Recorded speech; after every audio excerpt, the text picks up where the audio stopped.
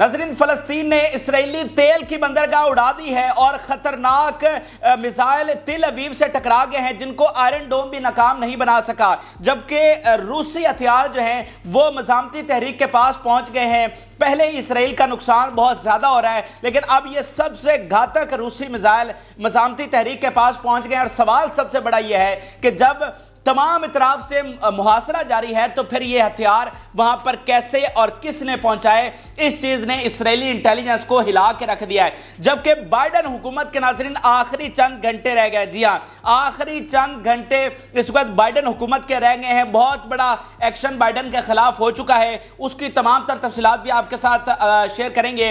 ताज़ा तरीन डेवलपमेंट्स हमारे पास आ चुकी हैं। गजा जंग में जो बड़े बड़े ऑपरेशन किए गए हैं, आप हैरान रह जाएंगे कि मज़ामती तहरीक किस ईमान की हरारत के साथ जंग लड़ रही है, वो कितनी बहादुरी के साथ एक एक इंच की हिफाजत कर रही है, जिसने इसराइल को हिला के रख दिया है। अब इसराइल के लिए ज़मीन तंग हो गई है। वो अहम तरीन ऑपरेशंस की कहानियां भी आपके साथ शेयर करेंगे। जिन लोगों ने चैनल को सब्सक्राइब नहीं किया वो चैनल को ज़रूर सब्सक्राइब कर लें ताकि हर आने वाली वीडियो आप तक पहुंच सके। नाज़रीन, मज़ामती तहरीक पूरी शिद्दत के साथ और पूरे जज्बे के साथ इस वक्त जंग में उतरी हुई है और रिपोर्ट्स ये आई हैं कि अभी तक मज़ामती तहरीक ने अपनी एलीट फोर्स को इस्तेमाल नहीं किया है। पिछले जो 49 डेज उन्होंने जंग लड़ी थी उसमें उन्होंने 5% अपनी कैपेबिलिटी को इस्तेमाल किया और अभी भी जो उनकी एलीट फोर्स है उसको उन्होंने जंग में नहीं उतारा है। और उसके बावजूद नुकसान इसराइल का तारीख की सबसे बुलंद तरीन सतह पर पहुंच चुका है। 75 सालों में इसराइल को कभी इतना नुकसान नहीं उठाना पड़ा। रोजाना उनकी हलाकतें 100 के करीब पहुंच रही हैं। जी हाँ, दोबारा आपको कह रहा हूं, 100 के करीब रोजाना इसराइली फौजियों की हलाकतें पहुंच रही हैं। तो सोचिए, जब 100 ताबूत वहां से निकलते होंगे और जैसे उनके अपोजिशन लीडर ने कहा कि हम एक जनाजे से फारिग होकर दूसरे जनाजे में जा रहे हैं, दूसरे से तीसरे में जा रहे हैं और सारा दिन हमें अब यही काम रह गया है कि हम जनाजों को अटेंड करते रहें। तो ये वहां पर हालात हैं। अभी की जो ताज़ा तरीन बड़े ऑपरेशन हैं उनकी कुछ तफसीलात आपके साथ ज़रूर मैं शेयर करना चाहता हूं ताकि आपको पता चले कि मज़ामती तहरीक सर धड़ की बाजी लगा रही है और ये जंग कोई आसान जंग नहीं है। ये जंग एक फैसला कुन जंग है। ये जंग अपने मुकद्दस सरजमीन को के दिफा की जंग है और जहां मुनाफिक अरब सोए हुए हैं जो इसराइल के साथ जाकर खड़े हुए हैं, तो पूरी उम्मत मुसलमान की ऑनर की जंग जो है वो भी मज़ामती तहरीक और फ़लस्तीनी अवाम लड़ रहे हैं।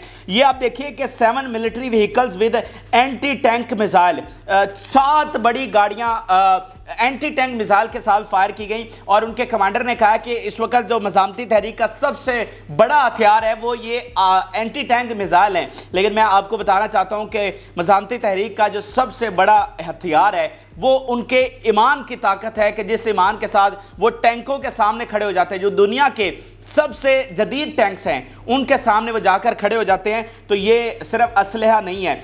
इसके अलावा जनाब जो बड़ा एक ऑपरेशन हुआ है वो इनका किंग लीडर टैंक कहलाया जाता है। जो सबसे घातक टैंक जिसको कहा जाता है उसको भी तबाह किया गया है और एक किंग लीडर टैंक और इन्फेंट्री कैरियर फोर्स उसको निशाना बनाया गया और वहां पर डजन्स ऑफ इनके फौजी जो हैं वो हलाक हुए हैं। फिर इसके अलावा एक बास 3 टैंक, इसको भी जनाब निशाना बनाया गया है। और इसके बाद नाज़रीन क्या हुआ, बड़ी दिलचस्प चीज़ आज एक देखने को मिली कि जो रेस्क्यू हेलीकॉप्टर आया था, यानी इनके जितने हलाक हो जाते हैं, ये ज़ख्मी हो जाते हैं, फिर उनको निकालने के लिए रेस्क्यू हेलीकॉप्टर्स आते हैं। हेलीकॉप्टर्स के साथ ये जंग नहीं लड़ रहे, उनको सिर्फ रेस्क्यू ऑपरेशन के लिए इस्तेमाल कर रहे हैं, क्योंकि अगर आप हेलीकॉप्टर से आकर वार करेंगे तो उसको भी मिसाइल मारकर तबाह किया जा सकता है। ठीक है, तो इसलिए ये हेलीकॉप्टर्स तो यहाँ पर इस्तेमाल नहीं कर रहे, सिर्फ रेस्क्यू ऑपरेशंस के लिए इस्तेमाल कर रहे हैं। लेकिन आज एक बड़ा वाकया हुआ कि हेलीकॉप्टर जो कि रेस्क्यू के लिए आए थे इनके सोल्जर्स, उनको भी उनका इंतजार किया गया उस रेस्क्यू हेलीकॉप्टर का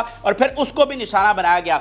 तो वो जो बचाने वाले आए थे वो भी उसमें पूरी तरह से मारे गए। तो ये बहुत बड़ा आज एक ऑपरेशन हुआ है। इसके अलावा जनाब एक इसराइली स्नाइपर को मारा गया है और उसको एंटी टैंक मिसाइल फायर करके हलाक किया गया है, क्योंकि स्नाइपर को मारना नाज़रीन मेरे ख्याल से सबसे मुश्किल काम होता है, क्योंकि स्नाइपर आपको उसके लोकेशन का नहीं पता होता, सबसे छुप कर वो बैठता है और उसकी ट्रेनिंग इंतहाई ہائی کوالٹی کی ہوتی ہے, سب سے خطرناک ٹریننگ سنائپرز کی ہوتی ہے, تو اس کو اینٹی ٹینک میزائل سے فائر اس کو ہلاک کرنا یہ بہت بڑی چیز ہے. اس کے علاوہ جناب 11 اور سولجرز انہوں نے ہلاک کیے ایک آپریشن میں, اور ان کے جو ہتھیار تھے ان کو اپنے قبضے میں لے لیا. اب یہ بھی وہاں پر ایک بڑی کامیابی یہ مل رہی ہے کہ ان کے ہتھیار, ان کے پاس جو ٹیکنالوجیز ہیں, جو ان کی کمیونیکیشن ڈیوائسز ہیں, ایون جو روبوٹس وہ استعمال کر رہے ہیں وہ بھی مزاحمتی تحریک کے پاس آ رہے ہیں. تو یہاں پر یہی بتا رہے ہیں کہ 11 سولجرز کو مارا اور ان کے تمام جو ہتھیار تھے وہ انہوں نے ایز اے مال غنیمت اپنے پاس رکھ لیے. پھر آپ ایک اور حملے کی تفصیلات دیکھیے کہ detonated anti personnel device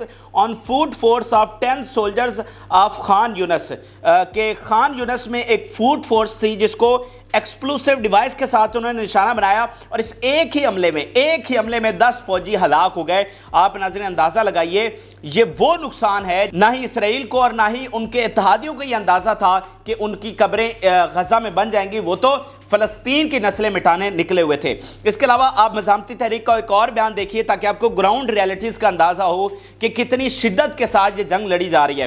we engaged fierce clashes with enemy soldiers causing direct casualties in Al Zaytoun and Shujaiya. یہ جو 3-4 بڑے ایریاز ہیں, آپ کا زیتون ہے, شجاعہ ہے, جبالیہ, اینڈ دین ساؤتھ میں خان یونس ہے. یہ 3-4 بڑے ایریاز ہیں جس میں سب سے یعنی جب جنگ کی انتہا ناظرین ہوتی ہے تو اس کے لیے وائلنٹ, ڈیڈلی یا پھر فرق کا لفظ استعمال کیا جا رہا ہے. تو یہاں پر بھی وہ کہہ رہے ہیں کہ بالکل انتہا پر اس وقت جنگ لڑی جا رہی ہے. اس کے علاوہ جناب بمباری مسلسل مزاحمتی تحریک کی طرف سے جاری ہے, یعنی غزہ میں جو فوجی آئے ہیں ان کے ساتھ تو وہ لڑ ہی رہے ہیں, لیکن مسلسل ان کے دارالحکومت, ان کی بندرگاہوں, ان کے سٹیز, ان کی ملٹری سائٹ, ان تمام کو نشانہ بنا رہے ہیں. اور ابھی جو سب سے بڑا حملہ ہوا ہے جس نے اسرائیل کو ہلا کے رکھ دیا ہے وہ ہے جناب ایشکلون اور اشود پر بمباری کی گئی ہے. میزائل فائر کیے گئے ہیں جنہوں نے آگے جا کر میجر ڈسٹرکشن کی ہے. اب اس میں اشود جو ان کی بندرگاہ ہے یہ سب سے ایک امپورٹنٹ بندرگاہ ہے. کیونکہ یہ آئل کی بندرگاہ آپ اس کو کہہ سکتے ہیں. اسرائیل کے پاس جتنا بھی آئل آ رہا ہے وہ اسی پورٹ پر آتا ہے, یعنی ان کی جو آذربائیجان کے ساتھ پائپ لائن ہے وہ بھی اسی پورٹ کے ساتھ کنیکٹڈ ہے. پھر باقی دنیا سے جہاں سے بھی آئل آتا ہے وہ اسی بندرگاہ پر آف لوڈ کیا جاتا ہے. مثال کے طور پر ابھی جو یمن کی جانب سے ایک جہاز کو تباہ کیا گیا ناروے کا, جو کہ ایک آئل ٹینکر تھا, وہ بھی اس نے بھی اشود کی بندرگاہ پر جانا تھا. حالانکہ وہ جا تو ریڈ سی سے رہا تھا تو وہ الاٹ پہ بھی جا سکتا تھا, کیونکہ ریڈ سی کے ساتھ جو بندرگاہ اٹیچڈ ہے وہ الاٹ کیا, لیکن اس نے ریڈ سی سے ہو کر سوئز کینال سے گزر کر دین میڈیٹرینین سی اوپر سے آ کر اشود تک پہنچنا تھا, کیونکہ آئل کے لیے سپیسیفک جو بندرگاہ ہے وہ اشود ہی ہے. تو اس بندرگاہ کو نشانہ بنایا گیا ہے اور وہاں پر ان کا بھاری نقصان ہوا ہے. تو ایک طرف آپ دیکھیے کہ یمن تیل ان تک پہنچنے نہیں دے رہا, اینڈ دین جو ان کی بندرگاہ ہے اس کو مزاحمتی تحریک ڈائریکٹ نشانہ بنا رہی ہے. تو غزہ سب سے خطرناک ان کے لیے اس طرح ثابت ہو رہا ہے کہ اندر سے ایک محاذ کھلا ہوا ہے. یعنی آپ دیکھیں نا کہ آپ کے یمن کے میزائل جو ہیں وہ تو تل اویو تک نہیں پہنچ رہے, وہ تو ان کے سینٹرل ایریاز تک نہیں پہنچ رہے. آپ کے حزب اللہ کے میزائل تو یہاں پر اسرائیل کے سینٹرل ایریاز میں ان کے دارالحکومت میں تو نہیں پہنچ رہے. اسی طرح سیریا سے بھی میزائل نہیں پہنچ رہے. تو تل اویو اور سینٹرل اسرائیل پر اور ان کی تمام ملٹری سائٹ پر, ان کی سیٹلمنٹس پر کس کے راکٹس اور میزائل پہنچ رہے ہیں؟ وہ مزاحمتی تحریک کے ہیں. تو اگر مزاحمتی تحریک ہی ختم ہو جائے دین پھر ان ساروں کا جو انفلوئنس ہے وہ اس طرح سے نہیں رہے گا. یہ جو اندر کا محاذ کھلا ہوا ہے, مزاحمتی تحریک ان سے ریزسٹ کر رہی ہے اور ان کو شکست دے رہی ہے, اس چیز نے پوری طرح سے جنگ کا پانسا پلٹا ہوا ہے. تو جب اندر سے بھی محاذ ہے اور باہر سے بھی پوری دیانتداری کے ساتھ تمام اپنی جنگ لڑ رہے ہیں مقدس سرزمین کے لیے, تو ہی اسرائیل کو اتنی بڑی شکست ہم دیکھ رہے ہیں, جو کہ شاید مسلمان کبھی سوچ بھی نہیں سکتے تھے کہ وہ بھی اپنی زندگیوں میں اسرائیل کی اس طرح سے شکست دیکھیں گے. اس کے علاوہ جناب ایک بہت ہی سینسٹیو ایریا ہے اور انٹیلیجنس کا ایریا, اس کو نشانہ بنایا گیا ہے. Missile bombardment on sensitive area of Nevatim complex, یہ بتایا جا رہا ہے کہ یہ انٹیلیجنس ریلیٹڈ یہ کمپلیکس ہے جس کو نشانہ بنایا گیا ہے. پھر رائم ملٹری سائٹ ہے, اس کو بھی راکٹس کے ساتھ نشانہ بنایا گیا. تو آپ دیکھیں نا کہ آپ کی ملٹری سائٹ, آپ کے انٹیلیجنس کے کمپلیکس, آپ کے ہیڈ کوارٹرز, آپ کے کمانڈ سینٹر, یہ سب سے سینسٹیو ایریاز ہوتے ہیں. ان کی سیکیورٹی کے لیے, ان کے ایئر ڈیفنس کے لیے بہت زیادہ एक्स्ट्रा इंतजामात किए जाते हैं, लेकिन इसके बावजूद मज़ामती तहरीक उनको निशाना बना रही है। फिर नाज़रीन एक और बड़ी अहम तरीन चीज़ सामने आई है जिससे आपको इनकी बुज़दिली का भी अंदाज़ा होगा और आपको यह भी अंदाज़ा होगा कि ये जो इन्होंने दुनिया में फैला रखा था ना कि ये दुनिया की बड़ी जदीद तरीन फौज है, बड़ी लेटेस्ट टेक्नोलॉजी वाली फौज है, वो सब एक प्रोपेगेंडा था। दरअसल ये नीच, घटिया और बुज़दिल फौज है जो सिर्फ औरतों और बच्चों के खिलाफ लड़ते हैं। नाज़रीन बात ये सामने आई है कि इन्होंने डजन्स ऑफ फौजी उनको फ्रेंडली फायर में मारा है। अब ये फ्रेंडली फायर एक मिलिट्री टर्म है और उसका मतलब क्या है कि जब आप गलती से एरर के साथ अपने ही फौजियों को मार देते हैं, यानी आप उनको मुखालिफ का समझकर आपकी फायरिंग में या आपके हमले में वो मारे जाते हैं, तो ये डजन्स ऑफ हैं। यानी आप एक छोटे से इलाके में ऑपरेशन कर रहे हैं एंड देन ये पहली बार किसी भी जंग में हुआ है, यानी पहली बार है किसी भी जंग में जो टेक्नोलॉजी यहां पर इस्तेमाल की गई है कि जो फूड फोर्स है वो फिजाइया के साथ भी कनेक्टेड है और आपस में तमाम फोर्सेस एक दूसरे के साथ कनेक्टेड हैं। वो एक दूसरे की कम्युनिकेशन सुन सकती हैं, उनकी मूवमेंट का अंदाजा लगा सकती हैं और जहां पर फिजाइया हमला करेगी उसका भी फूड फोर्स को पता होगा, ठीक है। लेकिन इस सारी टेक्नोलॉजी के बावजूद इतना बड़ा एरर आना ये उनकी शिकस्त का सबसे बड़ा मुंह बोलता सबूत है। तो गजा के मैदान में, गजा की रेत में जहां इनके फौजियों की कब्रें बनी हैं, वहीं इनकी टेक्नोलॉजी का कब्रिस्तान भी गजा में बना है और ये पूरी तरह से दुनिया के सामने एक्सपोज हुए हैं। इसके अलावा जनाब जो बहुत बड़े हमले नाज़रीन किए गए हैं वो तिल अवीव को आज फिर खतरनाक रॉकेट्स के साथ निशाना बनाया गया है, लेकिन आज जो रॉकेट्स इस्तेमाल किए गए वो पिछलों से बिल्कुल मुख्तलिफ है। रिपोर्ट्स नाज़रीन ये बता रही हैं कि तिल अवीव से वो रॉकेट्स जाकर टकराए हैं जिनको आयरन डोम डिटेक्ट नहीं कर सका। अब डिटेक्ट का नाज़रीन मतलब यह है कि जब भी कोई रॉकेट और मिसाइल फायर किया जाता है तो तिल अवीव में जंगी सायरन बजते हैं और उसके नतीजे में आयरन डोम मिसाइल फायर करता है और उसको हवा में तबाह कर देता है। लेकिन ये जो नए रॉकेट्स फायर किए गए हैं आयरन डोम को पता ही नहीं चला और डिटेक्ट तक नहीं कर सका, यानी जंगी सायरन पे नहीं बजे। और जंगी सायरन का एक फायदा ये होता है कि वहां पर तमाम लोग जो हैं वो अपना बंदोबस्त कर लेते हैं, जो महफूज पनाहगाहें बनाई गई हैं उनके वो नीचे चले जाते हैं, लेकिन बगैर किसी वार्निंग के, बगैर किसी सायरन के ये मिसाइल डायरेक्टली जाकर तिल अवीव के मुख्तलिफ लोकेशंस पर टकराए हैं और रिपोर्ट्स अभी तक सामने आ रही हैं कि वहां पर भारी नुकसान इस वक्त इसराइल को उठाना पड़ रहा है, क्योंकि इसराइल की बचत सिर्फ यही होती है कि जो मिसाइल आते हैं वो हवा में ही तबाह हो जाते हैं। यानी इस 7 अक्टूबर के हमले से पहले पिछले 10-12 सालों में 30,000 से ज्यादा रॉकेट्स फायर किए गए थे तिल अवीव में, जिसमें सिर्फ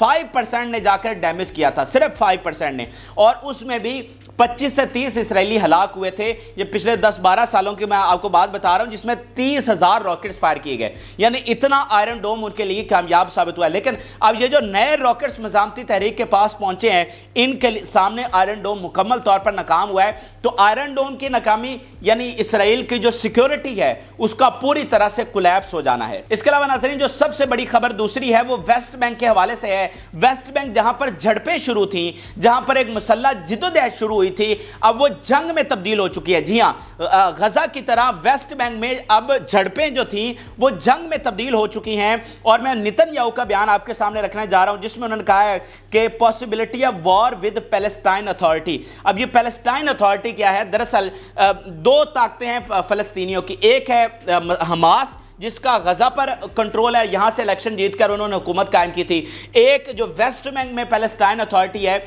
जिसके सदर महमूद अब्बास हैं, और ये उसकी बात कर रहे हैं कि उनके साथ भी अब हम जंग करने वाले। बेसिकली तो सारा फलस्तीन ही है ना, लेकिन चूंकि ये इलाके डिवाइडेड हैं, यानी वेस्ट बैंक अलग है, गजा अलग है, तो यहां पर दो पार्टीज की हुकूमत है, एक हमास है और एक ये महमूद अब्बास की पार्टी है। तो अब वो कह रहे हैं कि जो पैलेस्टाइन अथॉरिटी वेस्ट बैंक में है अब उनके साथ हम बाकायदा जंग में जा रहे हैं, बिल्कुल ऐसे ही जैसे गजा में जंग में जा रहे हैं। और ये तो मंसूबा पहले से भी सामने था कि इन्होंने वेस्ट बैंक के लोगों को जॉर्डन में धकेलना है और गजा के लोगों को इजिप्ट में धकेलना है। तो अब अल-ऐलान नेतन्याहू की तरफ से ये कहा गया है कि हम वहां पर पूरी जंग शुरू करने वाले हैं। और इस बयान के फौरी बाद जो पहला एक ऑपरेशन वहां पर हुआ है, सिर्फ एक कैंप में 200 इसराइली गाड़ियों ने रेड किया है, 200 इसराइली मिलिट्री व्हीकल्स ने वहां पर धावा बोला है। तो एकदम से नेतन्याहू के ऐलान के बाद ये शिद्दत वहां पर बढ़ गई है और एकदम से पूरा जंग का जो यानी फुल स्केल वॉर का जो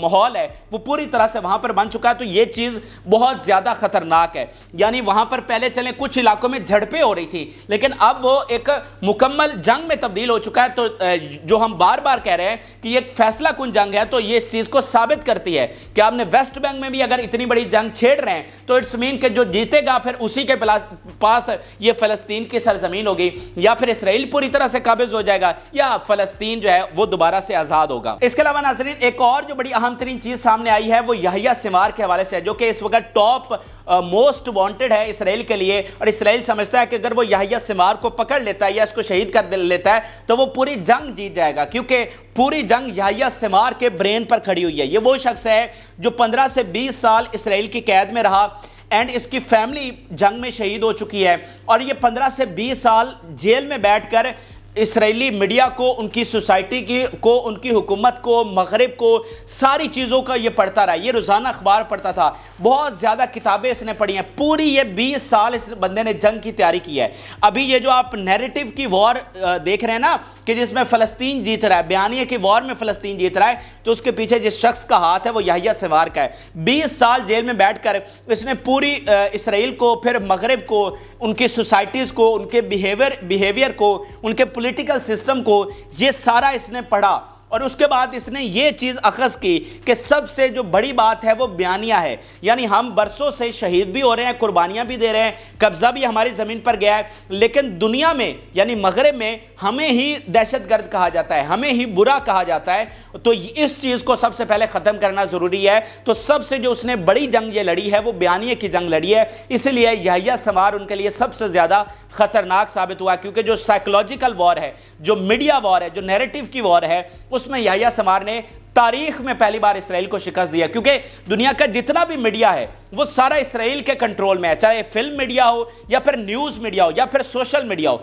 ये तीनों इसराइल के कंट्रोल में थे। लेकिन याह्या सिंवार ने उस 20 सालों की मेहनत के बाद ये अचीवमेंट फ़लस्तीन के लिए हासिल की है। तो अब यहाँ पर याह्या सिंवार ने इनको पागल किस तरह से कर रखा है, एक खबर मैं आपके सामने शेयर करूंगा और आपको अंदाज़ा होगा कि जिन्हें आप दुनिया की जदीद तरीन फ़ौज कहते थे वो कितनी इडियट फ़ौज है। यानी आप उसे दुनिया की जदीद तरीन फ़ौज कहते थे और अब पता चला है कि वो दुनिया की सबसे इडियट फ़ौज है। किसी कोई थर्ड वर्ल्ड कंट्री की फ़ौज भी इस तरह की नहीं होती जितनी आपकी जो दुनिया की जदीद तरीन फ़ौज है। नाज़रीन ये आप हेडलाइन देखिए जिसमें वो कह रहे हैं कि Yahya Sinwar fled to north in IDF truck. वो कह रहे हैं कि याह्या सिंवार जो है वो इनकी अपनी गाड़ी में बैठकर, यानी इसराइली फौज की गाड़ी में बैठकर साउथ से नॉर्थ में चला गया। अब ये कहानी क्या है? कहानी नाज़रीन ये है कि पहले इन्होंने ऑपरेशन किया कि हमने याह्या सिंवार को उसको पकड़ना है, उसके लिए नॉर्थ में ऑपरेशन किया गया कि ये नॉर्थ में मौजूद है। नॉर्थ में ये नाकाम हुए, देन इनका प्लान था कि अब हम साउथ में ऑपरेशन करें। तो इन्होंने ये बयानिया पेश किया कि याह्या सिंवार जो है वो नॉर्थ से निकलकर साउथ में चला गया है, सो अब हम ऑपरेशन साउथ में करने जा रहे हैं। अच्छा, अब इन्होंने पिछले 8-10 दिनों से साउथ में ऑपरेशन शुरू कर रखा हुआ है और अब ये खबर सामने आई है कि याह्या सिंवार दोबारा साउथ से निकलकर नॉर्थ में चला गया है। और गया किस तरह है? इनकी अपनी गाड़ी में, ठीक है। हालांकि ये क्लेम ये भी करते हैं कि इन्होंने जो दरमियान वाला सलाह स्ट्रीट है जो नॉर्थ और साउथ को डिवाइड करती है उसमें इनकी प्रेजेंस है। तो फिर वो नॉर्थ से साउथ में कैसे आ गया, फिर साउथ से नॉर्थ में कैसे चला गया? तो इट्स मीन के पूरी तरह से ये पागल हो चुके हैं, ये पूरी तरह से बुखला गए हैं। इनको बयानिया जो इनका नाज़रीन पाश हुआ है ना, इनको अब समझ नहीं आ रही कि हम बात क्या करें, ठीक है। यानी इससे बड़ी कोई बात हो सकती है जिसे आप मोसाद, जिसे आप दुनिया की सबसे बड़ी इंटेलिजेंस एजेंसी समझते हैं, वो कभी कह रही है कि वो एक इलाके से दूसरे में चला गया और दोनों इलाकों पर आप कंट्रोल भी, आप क्लेम करते हैं कि दोनों इलाकों पर हमारा कंट्रोल भी है और हमने दोनों इलाकों को डिवाइड भी किया हुआ है, और लेकिन वो अपनी मर्जी से इधर घूम रहा है। आप इधर जंग शिफ्ट करते हैं तो फिर वापस वो दूसरे इलाके में चला जाता है। तो ये इनके पागलपन का सबूत है, ये दरअसल इनके इडियट होने का सबूत है। ये इस बात का सबूत है कि इनके पास अब सारे ऑप्शन बंद हो चुके हैं। ये इस बात का सबूत है कि इनके पास अब कोई बयानिया नहीं बचा है। अब नाज़रीन आखिर में आपको बाइडेन के हवाले से अपडेट करते हैं। अमेरिका में तारीख में पहली बार हुआ है कि इसराइल के खिलाफ रिजेंटमेंट हुई है। तारीख में पहली बार हुआ है कि अमेरिकी अवाम इसराइल के खिलाफ हुए हैं। तारीख में पहली बार हुआ है कि अमेरिकी मीडिया इसराइल के खिलाफ हुआ है। तारीख में पहली बार हुआ है कि अमेरिकी कांग्रेस, वहाँ के पॉलिटिशियंस, उन्होंने इसराइल की मुखालफत की है, ठीक है। तो इस सारी मुखालफत में बाइडेन इंतज़ामिया को हमने देखा कि वो प्रो इसराइल ज़रूर रही है और उसने काफ़ी इमदाद करने की कोशिश की है, लेकिन अब ये चीज़ बाइडन को सबसे ज़्यादा महंगी पड़ गई है। एक तो बाइडन ने आज से 3-4 दिन पहले ये डेडलाइन दी इसराइल को कि 20 दिन से ज़्यादा हम आपकी सपोर्ट नहीं कर सकते, क्योंकि मेरी अपनी कुर्सी भी जा रही है, जो अमेरिका में एक इंस्टेबिलिटी आ रही है और बहुत सारे दुनिया में हमारे मफादात को नुकसान पहुंच रहा है। अब हम मज़ीद इस जंग में आपके साथ नहीं चल सकते, और उसको अंदाज़ा था कि आगे चलकर मेरे साथ क्या होनी है, लेकिन अब उसकी ये डेडलाइन भी किसी काम नहीं आई, और जो उसके साथ होना था वो अब होता हुआ नज़र आ रहा है। नाज़रीन, बात ये हुई है कि कल वोटिंग होने जा रही है, इसके बारे में आपको 2-3 दिन पहले भी हमने अपडेट किया था कि बाइडन के खिलाफ ये बगावत चल रही है, तो अब वो अमली जामा उसको पहनाया जा चुका है और कल बरोज़ बुध बाइडन के खिलाफ इंपीचमेंट पर वोटिंग होने वाली है। अब इंपीचमेंट को आप सादा अल्फाज में नो कॉन्फिडेंस मोशन समझ लें, यानी जब अमेरिका में आप सदर को हटाना चाहते हैं तो उसको इंपीचमेंट का प्रोसेस बोला जाता है, जिसमें ऐवान में वोटिंग होती है और वो उस वोटिंग के नतीजे में सदर को निकाल दिया जाता है, और इसे बड़ा तज़हीक हमें समझा जाता है। यानी क्योंकि अमेरिकी सदर ऐसे पाकिस्तानी वज़ीर-ए-आज़म जैसे तो है नहीं कि 2 साल बाद उनको निकाल दिया जाए,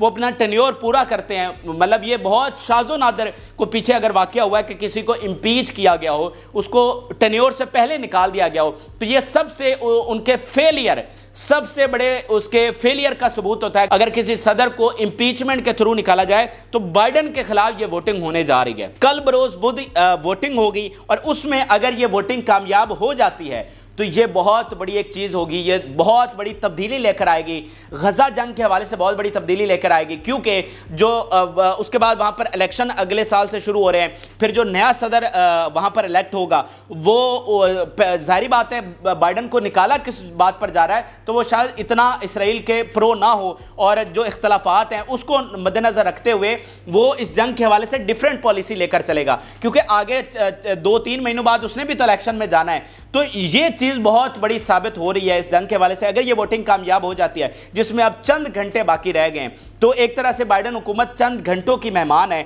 तो अगर ये वोटिंग कामयाब हो जाती है तो यकीन मानिए गजा जंग का पांसा पूरी तरह से पलट जाएगा। अमेरिका पहले ही उससे पीछे हट चुका है, अगर उनकी अपने अंदर इतना बड़ा बहरान पैदा हो जाएगा। देखिए, नया प्रेसिडेंट इलेक्ट होने में भी तो टाइम लगेगा, तो वो जो एक वहां पर बहरान पैदा हो गया है वो इसराइल को बहुत ज्यादा नुकसान देगा। एक तरफ इसराइल का यमन ने मुहासरा कर रखा है, एक तरफ हिजबुल्लाह हमले कर रही है, सीरिया से हमले शुरू हो गए हैं, उनके पास गोला बारूद खत्म हो गया है। तो ऐसे में तो अमेरिका की कंप्रीहेंसिव सपोर्ट चाहिए। अगर अमेरिका खुद इख्तलाफात का और बहरान का शिकार हो जाएगा तो वो कैसे इसराइल की मदद करेगा। तो ये नाज़रीन अहम तरीन चीज़ है। ये ताज़ा तरीन हक़ाइक़ थे, लेटेस्ट डेवलपमेंट्स थी जो कि आपके साथ शेयर की। जिन लोगों ने चैनल को सब्सक्राइब नहीं किया वो चैनल को ज़रूर सब्सक्राइब कर लें ताकि हर आने वाली वीडियो आप तक पहुँच सके। इजाज़त, अल्लाह हाफ़िज़।